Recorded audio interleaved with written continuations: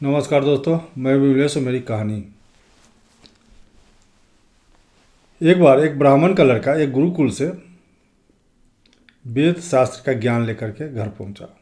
लगभग 12 वर्षों के बाद वह गुरुकुल से घर लौटा था और वो अपने पिता से कहा कि पिताजी, मैंने 12 वर्षों में जितने भी वेद शास्त्र है सभी का अध्ययन किया है और अच्छे तरह से हमें ज्ञान की प्राप्ति हो गई है। ऐसा मेरा मानना है कि आप कहीं से भी कोई भी सवाल करें, मैं उसका जवाब दे सकता हूँ। तब पिता ने कहा कि तुम्हारे ज्ञान पर हमको कोई शक नहीं है, लेकिन हमारा एक प्रश्न है, उसका अगर सही सही जवाब दे दोगे तो मैं समझूंगा कि तुम 12 वर्षों तक जो अध्ययन किया है बिल्कुल सही किया। लड़का कहा कि ठीक है पिताजी, पूछिए। तो उस लड़के के पिता ने कहा कि ये बताओ कि पाप का बाप कौन है। अब ये लड़का निरुत्तर हो गया, कुछ भी कहने के इसमें नहीं था। जब देखा कि मैं कुछ भी कहने के परिस्थिति में नहीं हूँ, तो उसने सीधा अपने कमरे में गया और जितने भी वेद शास्त्र पढ़े थे उस समय से लेकर रात भर पन्ना उलटता रह गया, लेकिन कहीं भी उसे पाप का बाप कौन है इसका पता नहीं चला। सुबह अपने पिताजी के पास वह शर्मिंदा होते हुए पहुंचा और कहा कि पिताजी, हमारे शिक्षा में कुछ कमी रह गई है, इसलिए मैं फिर से जा रहा हूं अध्ययन करने, और जब तक पाप का बाप का नाम मैं खोज नहीं लूँगा तब तक घर नहीं लौटूंगा। पिताजी का ठीक है बेटा, जा। वह लड़का वहाँ से चला। गर्मी का दिन था, धूप थे, बरसात था, फिर भी वह काशी के लिए पैदल जा रहा था। रास्ते में उसे प्यास लगी। इधर उधर देखा, कहीं पानी का व्यवस्था नहीं था, फिर भी वह आगे बढ़ता चला जा रहा था। कुछ दूर आगे जाने के बाद उसे एक सुंदर सी मकान दिखी। वो मकान के पास गया और मकान का दरवाज़ा खटखटाया। अंदर से एक सुंदर स्त्री निकली और उस ब्राह्मण के लड़के से पूछा कि क्या बात है। तो इसने कहा कि हमें प्यास लगी है। वह जो स्त्री थी अंदर गई और पानी से भरा पात्र लेकर के आई और उस ब्राह्मण को दी पीने के लिए पानी। जो पानी ब्राह्मण का लड़का भर मन पी लिया, बिल्कुल तृप्त हो गया पानी से। तब उसने पूछा उस स्त्री से कि अच्छा ये बताइए कि ये घर किसका है। तो वह स्त्री बहुत ही शालीनता से कही कि पानी पीने से पहले आपको पूछना चाहिए था, फिर भी आप पूछ रहे हैं तो मैं बता देती हूँ कि मैं एक वेश्या हूँ। इतना सुनना था कि ब्राह्मण का लड़का बड़बड़ाने लगा कि चला था पाप का बाप खोजने और एक और पाप हो गया हमसे, अब तो गंगा नहाना पड़ेगा, ये वो अपना कहने लगा। वह स्त्री जो थी सुन रही थी। इसके बाद फिर वह स्त्री साहस करके उस ब्राह्मण के लड़के से पूछी,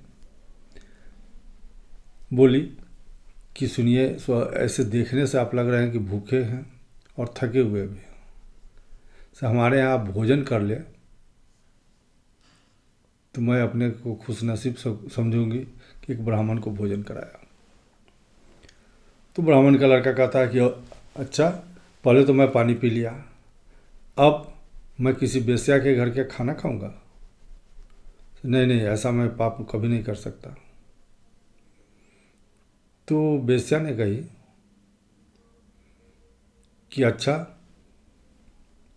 मैं चावल दाल देती हूँ, तुम खुद से बना लो। तो कहा ठीक है, लेकिन मैं वेश्या के घर का अनाज भी नहीं खा सकता। तब वो वेश्या बोली कि ऐसा है कि अगर आप हमारे यहाँ भोजन करोगे तो उसके बदले मैं तुम्हें 5 सोने का सिक्का दूंगी। अब ब्राह्मण का लड़का सोचने लगा कि क्या जाता है खाने में, कोई देख तो रहा है नहीं, और 5 सिक्के मिल जाएंगे। उसने भोजन करना स्वीकार कर लिया। फिर कहा कि मैं खुद से भोजन बनाऊंगा। तो स्त्री जो थी चावल दाल आटा सब दे दी। जो वो भोजन बनाने लगा तो वह स्त्री फिर से जाकर के हाथ जोड़ी और कही कि ब्राह्मण देव, मैं चाहती हूँ कि आपको भोजन अपने हाथ से बना करके खिलाऊं। तो कहा नहीं नहीं ऐसा नहीं हो सकता। तो उस स्त्री ने कही कि इसके बदले मैं अलग से 5 सोने के सिक्के और दूंगी। ब्राह्मण का लड़का जो था वो सोचा कि 5 पहले दिया, 5 अब देगी, 10 सिक्के हो जाएंगे, कोई देख तो रहा है नहीं, भोजन भी कर लूँगा और 10 सिक्के भी हो जाएंगे। उसने कहा ठीक है बनाओ, लेकिन स्नान करके आओ तब बनाना। वह स्त्री जो थी स्नान करके आई और शुद्ध अंतःकरण से उसने खाना बनाया। खाना जब परोस दी तो ब्राह्मण का लड़का खुद से खाना चाहा। तो ये कही स्त्री कि नहीं, मैं चाहती हूँ कि मैं अपने हाथों से आपको खाना खिलाऊँ। तो कहा नहीं नहीं, मैं किसी वेश्या के हाथ से खाना नहीं खा सकता। तो उसने कही कि सुनिए, 10 सिक्के 5 सिक्के और 5 सिक्के 10 सिक्के तो पहले से आपको देने वाली हूँ ही, और अगर आप मेरे हाथ से भोजन करेंगे तो 5 सिक्के और दूंगी। अब ब्राह्मण का लड़का सोचा कि अरे अब तो 15 सिक्के हो जाएंगे, चलो कोई देख तो रहा, खा लेते हैं, नहीं तो वो भी 10 सिक्के चले जाएंगे। उसने स्वीकार कर लिया। वह वेश्या जो थी वो खाना उसको खिलाने लगी। जो ही हाथ उठाई उसके मुंह में डालने के लिए ब्राह्मण का लड़का मुंह खोला। इसके बाद वेश्या क्या की कि उसके मुंह में खाना नहीं डाल करके एक चाटा उसके गाल पर मारी और कही कि कहता है कि वेश्या के हाथ का खाना नहीं खाएंगे। लोभी, इतना बड़ा लोभी तुम खुद है, चला है तुम पाप का बाप खोजने। इतना सुनना था कि ब्राह्मण के लड़के की आंखें खुल गई और वह उस वेश्या के पैरों पर गिर गए और कहे कि आज से आप हमारी गुरु हैं। इसलिए पाप का बाप लोभ ही है। अगर लोभ नहीं होगा तो कोई पाप नहीं करेगा। अगर दूसरे के चीज़ पर अगर किसी को लोभ हो जाता है तभी उससे वो चोरी करना चाहता है या उसे छीनना चाहता है या बलपूर्वक अपनाना चाहता है। इसलिए कहा गया कि पाप का बाप कौन है? लोभ है।